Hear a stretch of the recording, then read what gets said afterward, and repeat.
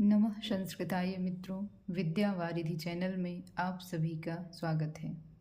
आज हम सभी महाकवि श्रीधर भास्कर वर्णेकर द्वारा विरचित काव्य श्रम महात्म्यम का अध्ययन करेंगे। इस श्रम महात्म्य गीति काव्य में कवि ने 22 श्लोकों में श्रम की महत्ता का वर्णन किया है और कवि ने यह भी बताया है कि श्रम से बढ़कर इस जीवन में कुछ भी नहीं है। जो परिश्रमी व्यक्ति है उसकी बराबरी इस संसार में कोई भी नहीं कर सकता है। इस 22 श्लोकों में कवि ने अनुष्टुप छंद का प्रयोग किया है। तो संस्कृत काव्य का वाचन करने से पूर्व, पढ़ने से पूर्व हम सभी अनुष्टुप छंद को भी देखेंगे। श्लोके षष्ठं गुरुगेयं सर्वत्र लघुपञ्चमं द्विचतुष्पादयो ह्रस्वं सप्तमं दीर्घम अन्ययोः। इसी प्रकार से हमें श्रम महात्म्यम का भी अध्ययन करना है।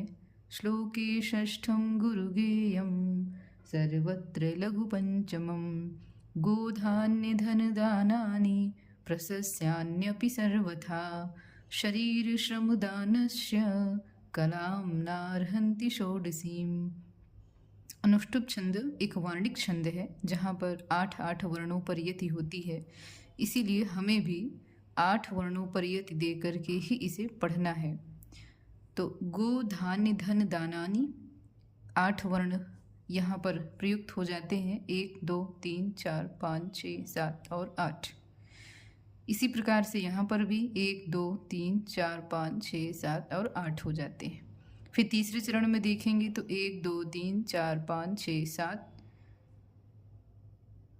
1 8, फिर 1 2 3 4 5 6 7 8। इस प्रकार से 8 वर्णों पर यहाँ पर यति है और अनुष्टुप छंद में इस कवि ने इसमें प्रयोग किया है। तो आइए हम इसका अर्थ देखते हैं। प्रथम श्लोक है गोधान्य धन दानानि प्रशस्यान्यपि सर्वथा। गो का अर्थ है गाय, धान्य अर्थात संपदा, धन और दान आदि, प्रशस्यानि अपि प्रशंसित होते हुए भी, सर्वथा हर प्रकार से, शरीर श्रमदानस्य शरीर के द्वारा किए गए श्रमदान की, षोडशीम कलाम 16वीं कला के बराबर भी ना अर्हन्ति योग्यता नहीं रखते हैं। अर्थात जिन व्यक्तियों के पास गाय, धन, धान, दान इत्यादि है वो सर्वथा प्रशंसनीय है, लेकिन ये सभी व्यक्ति जो परिश्रमी व्यक्ति है उस परिश्रमी व्यक्ति की 16वीं कला के बराबर भी योग्यता नहीं रखते हैं। द्वितीय श्लोक देखते हैं। शमिनो दमिनः तद्वत् यागिनो योगिनो अपि वा ते अजस्रं शमिणः क्षेत्रे तुलां नार्हन्ति कहिर्चित्। अर्थात जो शमी व्यक्ति है, शमी का तात्पर्य है जो मन का नियंत्रण कर लेता है। वेदांत सार में सम के विषय में कहा गया कि श्रवणादि व्यतिरिक्तो विषयेभ्यो मनसा निग्रह। अर्थात जो श्रवण इत्यादि से अतिरिक्त विषयों से अपने मन का निग्रह कर लेता है, मन को रोक लेता है, ऐसा व्यक्ति शमी व्यक्ति कहलाता है। दमी के लिए कहा गया कि बाह्य इंद्रियाणाम तद व्यतिरिक्त विषयेभ्यो निवर्तनम। अर्थात जो बाह्य इंद्रियों के द्वारा, बाह्य इंद्रियों में पंचकर्म इंद्रियों और पंच ज्ञान इंद्रियां आती हैं, उन बाह्य इंद्रियों के द्वारा जो नियंत्रण कर लेता है, उनके विषयों से नियंत्रण कर लेता है, ऐसा व्यक्ति दमी व्यक्ति कहलाता है। तो वर्णेकर जी कहते हैं कि चाहे शमी व्यक्ति हो या दमी व्यक्ति हो, तद्वत उसी प्रकार से, यागिनो योगिनो अपि वा, चाहे वह यागी व्यक्ति हो, याग का अर्थ यज्ञ से है, तो चाहे वह यज्ञ करने वाला व्यक्ति हो अथवा वह योग करने वाला कोई योगी व्यक्ति हो, ते अजस्रम शमिडः क्षेत्रे, वे सभी, चाहे शमी हो, दमी हो, यागी हो, योगी हो, ये सभी व्यक्ति अजस्रम श्रमिडः निरंतर श्रम करने वाले व्यक्ति के क्षेत्र में कर हिचित किसी भी प्रकार की तुलाम न अर्हन्ति, किसी भी प्रकार से बराबरी नहीं करते हैं। किसी भी प्रकार से ये परिश्रम करने वाले व्यक्ति की समानता की बराबरी नहीं कर सकते हैं। अर्थात परिश्रम करने वाला व्यक्ति इन समी दमी यागी और योगी व्यक्तियों से भी बढ़ करके है। तृतीय श्लोक में कहते हैं कि प्राशाम्यन पंकिले क्षेत्रे पंकलिप्त तनोह्यः सावन्द्यो आश्रमिणः साधोः भस्मांकित तनोः अपि। प्रशाम्यन अच्छी प्रकार से परिश्रम करते हुए, पंकिले क्षेत्र ही, पंक बोलते हैं कीचड़ को, कीचड़ से युक्त क्षेत्र में, पंकलिप्त तनु ही यह जो कीचड़ से लिप्त शरीर वाला हो जाता है या कीचड़ से युक्त शरीर वाला होते हुए भी सह वंद्य वह व्यक्ति वंदनीय है, क्योंकि वह परिश्रम कर रहा है इसलिए वह वंदनीय है। किंतु आश्रमिणाः किंतु श्रम न करने वाला साधु भस्मांकित तनोः अपि भस्म लगाए हुए शरीर वाला होते हुए भी वह वंदनीय नहीं है। उससे कहीं ज़्यादा वंदनीय जो कीचड़ से युक्त स्थान पर अपने कार्यों को पूर्ण ईमानदारी के साथ कर रहा है वह वंदनीय है। चौथा श्लोक देखते हैं। श्रमिणो व्रणक्षिह्नानि क्षेत्रे अरण्ये रणे अथवा तानि प्रवालमालाभ्यो रोचिष्मन्ति विभान्ति में। अर्थात श्रमिणः का तात्पर्य है श्रमिक व्यक्ति, श्रम करने वाला, परिश्रम करने वाला।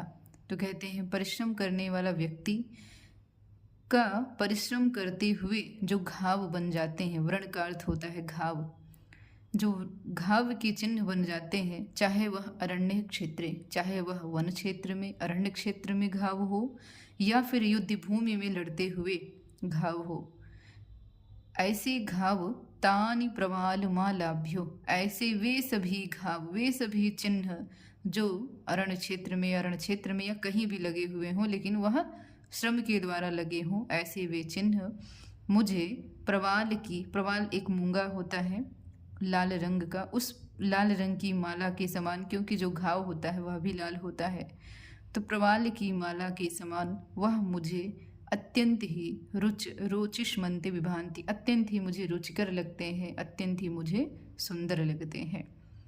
तो इस प्रकार से अत्यंत ही सुंदर वर्णन श्रम महात्म्यम में श्रीधर भास्कर वर्णेकर जी ने किया है। आगे 5वां श्लोक देखते हैं। स्वश्रमोपार्जितं हि अन्नं तदनूनं परमामृतं न तत् क्षीराब्धि संभूतं न वा यज्ञहुतं हविः। स्व का अर्थ होता है अपने, श्रम परिश्रम, उपार्जितम उपार्जित किया गया, कमाया गया, ही अन्नम यण संधि यहाँ पर होके हन्नम हो गया है। तो अपने परिश्रम के द्वारा उपार्जित किया गया, कमाया गया धन, कमाया गया अन्न, कमाई गई संपदा, तत् नूनम भले ही वह कम हो, थोड़ी हो, परम अमृतम वह अत्यंत ही परम अमृत के समान होता है। न तत् क्षीराब्धि संभूतम, न कि वह अन्न क्षीराब्धि समुद्र के द्वारा संभूतम उत्पन्न किया गया, व अथवा न कि यज्ञ हुतम हवि, यज्ञ में डाली गई हवि से उत्पन्न अन्न हो, वह परम अमृत के समान नहीं होता। उससे कहीं भी अधिक महत्वपूर्ण, अधिक अमृत के समान हमारा वह धन होता है, वह अन्न होता है जो हमने अपनी परिश्रम के द्वारा कमाया है, अपनी मेहनत के द्वारा कमाया है। इसलिए जीवन में निरंतर परिश्रम करते रहना चाहिए। आगे 6वां श्लोक देखते हैं। शामयन्ति गृहिणो यत्र सर्वे अपि सततं गृहे स्वच्छता सुव्यवस्था च राजते तत्र देवता। अर्थात जहाँ पर, जिस घर में, सर्वे अपि यत्र गृहे, जिस घर में, सर्वे अपि गृहिणाः सभी गृहस्थ लोग, सभी घर में रहने वाले लोग, सततम निरंतर, श्रामयन्ति निरंतर परिश्रम करते हैं। जिस घर में या जहाँ घर में सर्वे अपि गृहिणाः सभी घर में रहने वाले लोग सततम निरंतर श्रामयन्ति परिश्रम करते हैं, तत्र वहाँ अर्थात उस घर में स्वच्छता रहती है, हर व्यवस्था रहती है, सभी चीज़ें सुव्यवस्थित सुनियोजित होती हैं और वहाँ पर देवता अपनी समस्त समृद्धियों को प्रदान करते हैं, वहाँ देवता निवास करते हैं। तो इसीलिए घर में रहने वाली सभी सदस्यों को मिलजुल करके कार्य करने की, मिलजुल करके परिश्रम करने की सलाह श्रीधर भास्कर वर्णेकर जी ने किया है कि यदि घर में रहने वाले सभी लोग परिश्रम करते हैं तो वह घर अत्यंत ही स्वच्छ और सुव्यवस्थित रहता है और वहाँ हमेशा सुख शांति रहती है। वहाँ देवता समस्त समृद्धियों को प्रदान करते रहते हैं। आगे 7वां श्लोक देखते हैं। तुन्ना तद विभर्ति पावित्र्यम गांगम वा यामुनम जलम कृषिवलस्य तप्तस्य कायोत्थम सर्व श्रमवारियत। तो कहते हैं कि गंगा हो अथवा यमुना हो, चाहे वह गंगा का जल हो चाहे वह यमुना का जल हो, पावित्रम न तद विभाति, वह उतनी पवित्रता को, उसमें उतनी पवित्रता सुशोभित नहीं होती है, उसकी पवित्रता उतनी सुशोभित नहीं होती है यत जितनी कृषि वलस्य तप्तस्य कायोत्थम श्रमवारी, जितने की कृषि वलस्य का अर्थ किसान, जितना कि किसान के तप्तस्य तपते हुए काया उत्थम शरीर से उत्पन्न, काया से उत्पन्न, काया का अर्थ शरीर, उत्थम में उत्पन्न निकलने वाला, उत्पन्न होने वाला, जितना कि किसान के तपते हुए शरीर से निकलने वाला श्रमवारी, परिश्रम के द्वारा पसीने की बूंदे, वारी का अर्थ जल, और जल यहाँ पर किस प्रकार का जल है, जो श्रम के द्वारा उत्पन्न है, अर्थात परिश्रम करने के कारण जो पसीने की बूंदें आ जाती हैं, वह पसीने की बूंदें अत्यंत ही सुशोभित होती हैं, ना कि गंगा अथवा यमुना के जल की पवित्रता। आगे 8वां श्लोक देखते हैं। नूनं शतगुणं तस्मात् क्षेत्रेषु जलसिंचनैः श्रामयन्तः खलु यज्वानः श्रामयन्तः खलु योगिनः। तो ये कहते हैं क्षमा यदज्याहूतुभिः पुण्यं दीर्घक्षत्रेषु आप्यते नूनं शतगुणं तस्मात् क्षेत्रेषु जलसिंचनैः। अर्थात आज्य का अर्थ होता है घी, आहुति का अर्थ आहुति डालना, दीर्घ सत्रेषु जो दीर्घ लंबे समय तक चलने वाला जो याग होता है, जैसे वेदों में सोम याग को दीर्घ काल तक चलने वाला याग कहा जाता है। तो कहते हैं कि घी से आहुति करने वाले और लंबे समय तक चलने वाले सोमयाग इत्यादि यज्ञ का यत पुण्यम अवाप्यते, जो पुण्य अवाप्यते प्राप्त होता है, तस्मात् वही पुण्य क्षेत्रेषु जल सिंचने, उससे भी अधिक, उससे भी सतगुणम, उससे भी 100 गुना फल, क्षेत्रेषु जल सिंचनैः, क्षेत्र में अर्थात कृषि क्षेत्र में जल सिंचन के द्वारा उससे 100 गुना पुण्य हमें प्राप्त होता है। अगला 9वां श्लोक देखिए। श्रामयन्तः खलु यज्वानः श्रामयन्तः खलु योगिनः श्रामयन्त एव दातारः श्रीमन्तो न कथंचन। अर्थात श्रम करने वाला ही यजमाना याज्ञिक है, यज्ञ करने वाला है। वास्तविक रूप में श्रम करने वाला ही योगी है, क्योंकि वह हर ठंडी गर्मी वर्षा इत्यादि को सहन करने की शक्ति उसके अंदर होती है, इसलिए वह एक योगी भी है। श्रामयंत एव दातारः, परिश्रम करने वाला ही सभी चीज़ें उपजाता है, सभी चीज़ें करता है, इसलिए वह दातारः, दान देने वाला भी है, दाता भी है। लेकिन श्रीमंता न कथंचन, लेकिन जो श्रीमान है अर्थात जो श्री से संपन्न है, धन से संपन्न है, ऐसे धनवान व्यक्ति इनमें से कथंचन न, इनमें से किसी भी प्रकार से के नहीं है। अर्थात जो श्री समृद्धशाली लोग हैं, समृद्धशाली जन हैं, वह ना तो याज्ञिक है, ना ही योगी है और ना ही दाता है। 10वां श्लोक देखते हैं। श्रीमन्तः श्रमवन्तश्च नैव तुल्याः कदाचन भान्ति रत्नोपलैः के श्रमवारिकणैः परे। जो श्री से संपन्न है अर्थात समृद्धशाली लोग हैं, और जो श्रमवंता और जो श्रमवान लोग हैं अर्थात परिश्रम करने वाले लोग हैं, इन दोनों ही लोगों में कदाचन नैव तुल्यः, कभी भी तुलना नहीं की जा सकती है, कभी भी समानता नहीं की जा सकती है।